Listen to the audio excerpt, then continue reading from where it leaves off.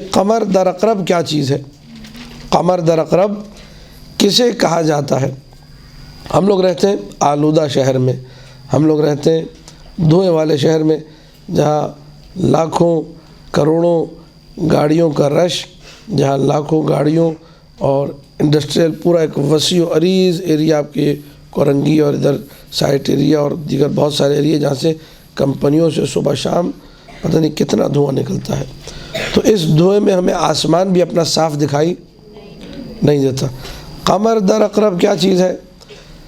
آسمان پہ ستارے جمع ہوتے ہیں اور وہ ستارے بچھو کی شکل اختیار کرتے ہیں۔ سورج چاند جب ان ستاروں کے بیچ میں چلا جائے، اس شیپ کے بیچ میں چلا جائے، آسمان پہ ستارے جڑے، شیپ بنا بچھو کے جیسا، چاند جب ان ستاروں کے بیچ میں پہنچ جائے، اسے کہتے ہیں قمر در عقرب۔ یہ اللہ کا بنایا ہوا نظام ہے، یہ خدا نے چاند کو صلاحیت دی ہے، وہ حرکت کرتا ہے۔ یہ ستارے جو اس طریقے سے جمع ہوئے ہیں بچھو کی شکل میں، یہ خدا کا بنایا ہوا نظام ہے، یہ انسانوں نے نہیں بنایا ہے، اس میں انسانوں کی کوئی دخل اندازی نہیں ہے، صرف اور صرف قدرت کا بنایا ہوا نظام۔ یہ چاند جب ان ستاروں کے بیچوں بیچ پہنچتا ہے کہ جسے میں اور آپ اپنی زبان میں کہتے ہیں قمر در عقرب۔ قمر در عقرب کے منفی اثرات ہیں۔ قمر در عقرب بہت سی ان چیزوں کے لیے جو ہمارے لیے مبتلا بے ہیں ان کے لیے اچھا نہیں ہے، لیکن قمر در عقرب کچھ چیزوں کے لیے اچھا بھی ہے، وہ بھی انشاءاللہ موقع ملا تو میں عرض کروں گا۔ روایات نے منع کیا، سختی سے منع کیا کہ قمر در عقرب میں سفر نہ کرو، پورے چیپٹر موجود ہیں۔ اب الحمدللہ ہمارے پاس جو روشنی کیلنڈر گھروں میں ہر گھر میں ہوتا ہے، اس میں قمر در عقرب دیا ہے اور یہ بالکل ایکوریٹ ہے، اس سے آپ استفادہ کیجئے۔ جنتریاں جو آتی ہیں، امامیہ جنتری ہے، زنجانی جنتری، بہترین نہیں ہے، ان سے استفادہ کیجئے۔ بے وقوف ہیں وہ لوگ جو کہتے ہیں پتہ نہیں وہاں قرآن اترا تھا، ہمارے یہاں جنتر اترا ہے۔ جنتری کا مذاق اڑانے والے نادان لوگ ہیں، جنتری کا مذاق اڑانے والے بے وقوف قسم کے لوگ ہیں جن کو پتہ ہی نہیں کہ جنتری ہے کیا چیز۔ جنتری علم نجوم کے قواعد سے استفادہ کرنے کے بعد کچھ چیزیں مرتب کر کے رکھی گئی ہیں۔ بری جو چیز ہے ہمارے عوام کی، وہ بری چیز یہ کہ وہ جنتری کو خدا سمجھ بیٹھیں، جنتری کے بغیر گھر سے نکلنا چھوڑ دیں، جنتری کو سب کچھ سمجھ لیں، یہ غلط ہے۔ آپ جنتری سے استفادہ کریں کہ ان ایام میں نے سفر کرنا ہے، جنتری اٹھا کے دیکھا آپ نے قمر در عقرب آ گیا، اچھا بھائی میں ان ایام میں سفر، کن ایام میں کام شروع کرنا چاہیے، جنتری میں دیکھا مناسب نہیں ہے، یہ ایام چھوڑ دیا۔ یہ استفادہ انسان کر سکتا نہیں کر سکتا، نہ اس میں کوئی شرک ہے نہ اس میں کوئی حرام ہے، لیکن یہ کہ جنتری کو ٹوٹلی ڈینائی کر دینا، جنتری کو اٹھا کے پھینک دو، جنتری کو گھروں سے نکال دو۔ جنتری چاہے امامیہ ہو، چاہے زنجانی ہو، چاہے حسینی، اس کا اپنا حساب کتاب ہے، اس کے ماہرین ہیں، علم نجوم کے ماہرین، یہ فیلڈ الگ ہے۔ مولوی صاحبان کیوں اس کے خلاف بولتے ہیں ان کو آتا نہیں ہے۔ میں نے یہ جو کاپیاں دیکھ رہے ہیں، یہ نجف میں علم نجوم سیکھا ہے بیٹھ کے، میں بھی پہلے مخالف تھا، میں بھی پہلے ہوتا تھا بیکار کی چیزیں، لیکن جب سیکھا پتہ چلا قرآن میں ماشاءاللہ آیتیں چلی آ رہی ہیں، معصومین کی روایتوں کا انبار۔ ہمارے علماء نے جنتریاں لکھی ہیں، سید ابن طاووس نے جنتری لکھی ہے، علامہ مجلسی نے جنتری لکھی ہے، علامہ حلی نے جنتری لکھی ہے، شیخ مفید نے جنتری لکھی ہے، شیخ صدوق نے جنتری لکھی ہے، ملا واعظ کاشفی نے جنتری لکھی ہے، یعنی بڑے بڑے علماء عالم جنتری لکھ رہے ہیں، یہاں میں آ کے کہتا ہوں جنتری سائڈ پہ کرو۔ جنتری علم اختیارات ہے، اختیارات الایام، قابل استفادہ ہونا چاہیے اس کو، لیکن جنتری کو خدا سمجھنا غلط ہے کہ جنتری کے بغیر میں ہل بھی نہ سکوں، جنتری کے بغیر میں کچھ نہ کر سکوں، اور جنتری کو مطلقاً ایسا کر لوں کہ جو نا اس کے بغیر میں ہلنا جلنا میرا ممکن نہ رہے، یہ غلط چیز ہے۔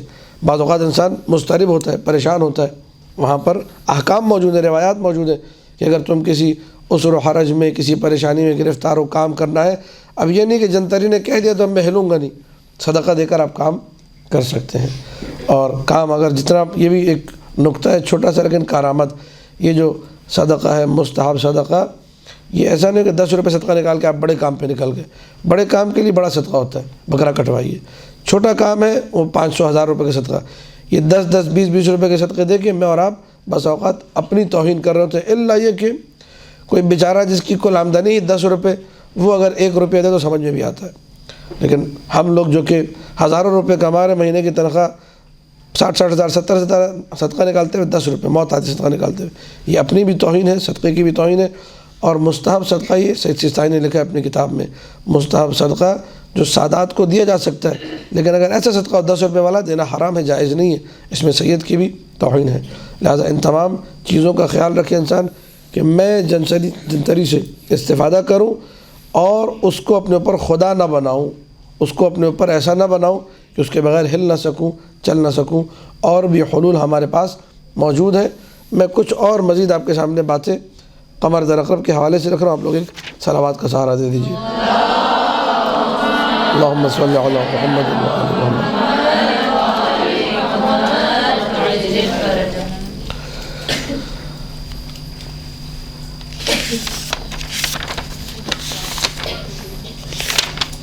قمر در عقرب کے بارے میں کچھ روایات ہیں، اور یہ روایات ہمیں اپنے ذہن میں رکھنی چاہیے کہ قمر در عقرب کے بارے میں کوئی ایک روایت نہیں، مختلف کتابوں میں ہمارے ائمہ سلام اللہ علیہم اجمعین جب اللہم صلی علی محمد و آل محمد۔ اب یہ روایت ہے کتاب الفقہ المنسوب الی امام الرضا، صفحہ نمبر 235، اللہم صلی علی محمد و آل محمد۔ واتق التزویج اذا کان القمر فی العقرب، شادی سے اجتناب کرو، بچو تزویج سے، نکاح سے، اگر قمر در عقرب ہو۔ فإن ابا عبداللہ علیہ السلام، امام جعفر صادق علیہ السلام، اللہم صلی علی محمد و آل محمد، قال من تزوج والقمر فی العقرب لم یر خیرا ابدا، مولانا نے فرمایا جو شادی کرے اس وقت کہ جب قمر در عقرب ہو کبھی خیر نہیں دیکھے گا۔ آج آپ دیکھیے معاشرے میں کتنی طلاقیں ہو رہی ہیں، بے شمار طلاق کا ریشو بہت بڑھ چکا ہے۔ یہ سب کچھ سنانے کے بعد اور پڑھنے کے بعد بندہ حقیر کا یہ کہنا ہے کہ بہت سارے موارد ایسے بھی ہیں کہ جہاں طلاق ہوئی اس لیے ہے کہ پہلے قمر در عقرب کا خیال نہیں رکھا گیا، اس کے اثرات۔ قمر در عقرب میں ہوتا کیا ہے؟ قمر در عقرب میں انسان کا مزاج ایسا ہو جاتا ہے کہ سامنے والے سے ملاپ، سامنے والے سے ملنا، سامنے والے کے ساتھ ہم آہنگی اس کے لیے مشکل ہوتی ہے تھوڑی، جس کا اثر زندگی پہ پڑتا ہے۔ شادی میں کیا چاہیے؟ ہم آہنگی چاہیے۔ انسان سامنے والے کے ساتھ محبت کرنا چاہ رہا ہے، پیار کرنا چاہ رہا ہے۔ قمر در عقرب موقع ایسا ہے کہ کسی کی طرف جسے کہتے ہیں تھکنے کو بھی دل نہ چاہے، ٹھیک ہے؟ اب آپ نے ایسے سیزن میں شادی کر لی، ٹھیک ہے، تو ظاہری سی بات ہے شادی کیسے کامیاب ہوگی جب مزاج بگڑا ہوا ہو۔ یہ ہم لوگ سب اپنی زندگی میں دیکھتے نہیں دیکھتے، کبھی موڈ آن ہے، کبھی موڈ، روایات نے موڈ کو اہمیت دی۔ ان للقلوب اقبالا و ادبارا، موڈ کبھی آف ہوتا ہے کبھی آن ہوتا ہے۔ جب موڈ آن ہو تو مستحبات کی طرف جاؤ، یعنی سیزن بتا رہا ہے معصوم۔ اگر تمہارا موڈ آن ہے، کبھی ہم لوگ برساتی مینڈک بن جاتے، چلو بھائی نماز شب شروع کر دو، چلو بھائی زیارت عاشورہ شروع کر دو، آج سے میں دعائے عہد بھی شروع کر دوں گا، دعائے صباح بھی پڑھوں گا، دعائے کمیل کافی عرصہ کے نہیں پڑھی وہ بھی پڑھ لو۔ موڈ آن ہے، یہ موڈ آن ہے آپ کا۔ یہ موڈ کیسے بدلا؟ اس کا بھی تعلق چاند سے، یہ بات میں سمجھ میں آئے گا۔ موڈ آن ہو گیا، کہا فٹافٹ مستحبات میں لگ جاؤ۔ اور جب موڈ آف ہو تو واجبات پہ اکتفا کرو۔ یہ کون بتا رہے ہیں؟ مولا بتا رہے ہیں، امیر کائنات علی بن ابی طالب علیہ الصلوۃ والسلام۔ اللہم صلی علی محمد و آل محمد۔ میں اس گفتگو میں اصل میں جانا نہیں چاہ رہا، لیکن کوئی کھینچ کے لے جا رہا ہے کہ نہیں وہاں جاؤ، کہ یہ جو قمر در عقرب ہے، یہ بروج جو ہے، بروج کے نام آپ کو بتاؤں میں، ان میں 4 عناصر بتاؤں۔ آتشی کون سے ہمارے بروج ہیں، مائی آبی کون سے ہیں، ہوائی کون سے ہیں، خاکی کون سے ہیں، کس برج کی کیا کیا تاثیرات ہیں، اور اس کے نتیجے میں کیا ہماری زندگی پہ اثرات پڑتے ہیں۔ معصوم کا ارشاد، میں اس ساری گفتگو کو لپیٹ رہا ہوں، آپ کے سامنے کوئی بات ذکر نہیں کر رہا، کہیں گفتگو خوش نہ بن جائے۔ والقمر فی العقرب، یہ تعبیر معصوم کی ہے۔ اگر یہ جنتریاں بیکار ہوتی ہیں، اگر یہ قمر در عقرب کی کوئی حیثیت نہ ہوتی تو معصوم منع نہ فرماتے، کہتے صدقہ دو کرو، قمر در عقرب کے چکر میں پڑنے کی ضرورت نہیں ہے۔ الاصول 16 من نوادر علی بن اسباط، اصول 16 16 اصلیں اس میں جمع کی گئی ہیں معصومین کے زمانے سے، اور اس میں علی ابن اسبات کے جو نوادر ہے وہاں سے حدیث میں کوٹ کر رہا ہوں۔ عن ابی عبداللہ علیہ السلام امام جعفر صادق علیہ الصلاۃ والسلام، اللہم صلی علی محمد و آل محمد۔ مولانا فرماتے ہیں من سافر، جس نے مسافرت کی، او تزوج یا شادی کی، والقمر فی الاقرب، جبکہ قمر در اقرب ہو، لم یر الحسنہ، یہ کبھی نیکی کو نہیں دیکھے گا، حسنہ کو نہیں دیکھے گا۔ حسنہ سے شادی بھی کی تو نظر نہیں آئے گی حسنہ کو، ٹھیک ہے، یہ قمر در اقرب کا نتیجہ ہے، حسنہ نہیں ملے گی اس کو۔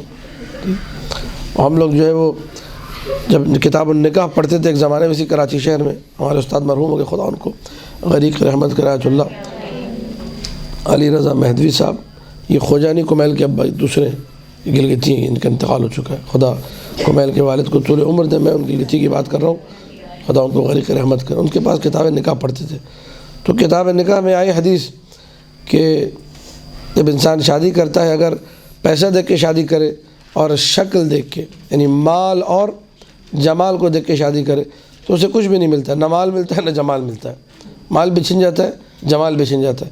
اور اگر دین دیکھ کے شادی کرے تو اللہ دونوں چیزیں دین کے صدقے میں عطا کرتا ہے، مال بھی عطا کرتا ہے، جمال بھی۔ تو ہم لوگوں نے تفریح کے موڈ میں کہا کہ قبلہ اگر ہم کسی جو ہے بالکل عجیب و غریب شکل کی خاتون سے شادی کر لیں تو وہ کیسے جو ہے جسے کہتے ہیں کہ خوبصورت ہو جائے گی۔ تو قبلہ نے جو جواب دیا تھا وہ یہ کہ خدا ایسی محبت دل میں ڈال دے گا صیغہ نکاح کے بعد کہ وہی تمہیں اچھی لگنے لگے گی، وہی تمہیں حسنہ لگنے لگے گی۔ تو یہ اس کا مطلب تعلق آسمانی ہے، خداوند متعال اس اثر کو رکھ رہا ہے کہ وہ شکل جو کہ شاید جس کو ہم لوگ قبول صورت کہتے ہیں، یہ شکل اچھی نہ ہو، اب چاہے وہ مرد کی ہو چاہے وہ عورت کی، اس میں فرق نہیں کرتا۔ جب انسان دین دیکھ کے شادی کرے، دین کو معیار بنائے، خدا رزق بھی عطا کرتا ہے، خدا خوبصورتی بھی عطا کر دیتا ہے۔ ایک اور حدیث ہے، کتاب کا نام ہے محاسن برقی، وہاں موجود ہے، کتاب کا نام ہے کافی، وہاں موجود ہے، کتاب کا نام ہے فقیہ من لا یحضرہ الفقیہ، یعنی دو آپ کے کتب اربعہ میں موجود ہے، عیون اخبار الرضا میں موجود ہے، المقنع للشیخ الصدوق المقنع میں موجود ہے، علل الشرائع میں موجود ہے۔ اتنی ساری کتابوں میں بڑے بڑے علماء نے اس حدیث کو نقل کیا، من سافر او تزوج والقمر فی الاقرب لم یر الحسنہ، جس نے سفر کیا یا شادی کی جبکہ قمر در اقرب ہو تو یہ کبھی بھی بھلائی، یہ اتنے سارے علماء نقل کر رہے ہیں تو ان کا نقل کے اعتبار نہیں رکھتا، ان کا نقل کیا کوئی کسی حیثیت کا حامل نہیں ہے۔ اس کو ہم لوگ اپنی زبان میں کہتے ہیں صحت قدمائی، یعنی قدیم علماء ان چیزوں کو صحیح سمجھتے تھے، تبھی کافی میں اور فقیہ جیسی کتابوں میں اللہم صلی علی محمد و آل محمد یہ احادیث موجود ہیں، ان کو بنظر اعتبار دیکھا ہے۔ شیخ مفید کے جملے بڑے سخت ہیں۔ المقنعہ، مقنع عین کے ساتھ شیخ صدوق کی کتاب ہے، مقنعہ گولتے کے ساتھ شیخ مفید کی۔ لا ينبغي لأحد ان يعقد نکاحا، سزاوار نہیں کسی کے لیے بھی کہ وہ نکاح منعقد کرے، والقمر فی الاقرب، جبکہ قمر کیا ہو، قمر در اقرب ہو۔ اچھا اب یہ کہ لوگ ہمیں فون کرتے قبلہ نکاح پڑھانا ہے، ہمیں فکر ہوتی ہے لفافہ ملے گا، چلو بھائی بھاگو نکاح پڑھانا ہے، ہم لوگ تو کوئی کیلنڈر نہیں دیکھتے۔ یہ ينبغي لأحد ان يعقد مولویوں کے لیے، ان يعقد نکاح، لفافے کا سوچنے سے پہلے قمر در اقرب کا سوچو کہ قمر در اقرب تو نہیں ہو سکتا جس ٹائمنگ میں مجھے بلا رہا ہے نکاح پڑھانے، میں تو 5,000 کا 10,000 کا لفافہ لے کے نکل جاؤں گا، پیچھے سے ان بیچاروں کی زندگی برباد ہو جائے گی۔ بعض اوقات عوام الناس ملتفت نہیں ہوتے، تو قمر در اقرب میں عقد نکاح قطعاً سزاوار نہیں۔ دلیل کیا ہے؟ شیخ مفید دلیل دے رہے ہیں، یعنی شیخ مفید کے جملے پڑھ کے سنا رہا ہوں، وہی روایت من فعل ذلك لم یر الحسنہ، جو ایسا کرے گا کبھی بھی حسنہ کو نہیں دیکھے گا، حسنہ اسے نہیں ملے گی۔ پھر خیر بھلائی حسنہ میں سب کچھ آ جاتا ہے، کچھ بھی اس کو نظر نہیں آئے گا اگر اس نے اس کا خیال نہ رکھا۔ قمر در اقرب، قمر در اقرب کی تاثیرات ہیں، دو ہم نے مورد حد عقل ذکر کیے۔ ایک قمر در اقرب کا تعلق ہے کس سے؟ سفر سے، اور ایک کا تعلق ہے عقد نکاح سے۔ آپ لوگ کوشش کریں کم سے کم یہ 2 چیزیں جو ہیں اس قمر در عقرب میں منعقد نہ ہو۔ میں کچھ چیزیں ہیں سوچا تھا بیان کروں، لیکن یہ کہ بہرحال سماعتوں کو دیکھتے ہوئے کہ مناسب نہیں ہے، میں ترک کر رہا ہوں عمدن